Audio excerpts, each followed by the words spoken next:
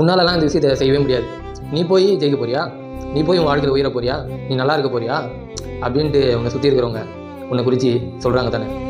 பல நேரங்களில் நீயே ஆமாம் நம்மளால் முடியாது, நம்மளால் என்ன முடியும், இது போதும், இருக்கிற அந்த வாழ்க்கையே போதும், நீ நம்ம எதுக்கும் முயற்சிக்கக்கூடாது, நம்ம எதுக்கும் ஆசைப்படக்கூடாது அப்படின்னு பல நேரங்களில் நீயே கூட முடிவு பண்ணியிருக்கல. ஆனால் வேதம் என்ன தெரியுமா சொல்லுது? 1 யோவான் 5வது அதிகாரத்தில் 4வது வசனம், தேவனால் பிறப்பதெல்லாம் உலகத்தை ஜெயிக்கும், நம்முடைய விசுவாசமே உலகத்தை ஜெயிக்கும் ஜெயம்.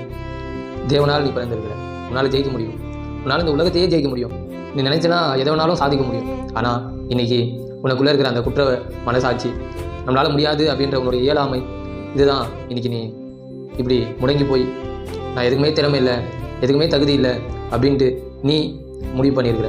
ஆனால் நீ இன்னைக்கு விசுவாசிச்சனா, இன்னைக்கு நான் தேவனால் பிறந்திருக்கிறேன், நான் இந்த உலகத்தை ஜெயிக்க முடியும் அப்படின்னு சொல்லிட்டு நீ விசுவாசித்து உன்னுடைய காரியத்தை நடத்துவேன்னு சொன்னால், நீ எதை செய்கிறியோ அந்த காரியம் ஜெயமாக முடியும். நீ தேவனால் பிறந்திருக்கிற, நீ உலகத்தை ஜெயிக்க பிறந்திருக்கிற, உன்னை தோற்கடிக்க எந்த மனிதர்களுமே இல்லை, உன்னை தோற்கடிக்க யாராலையும் முடியாது.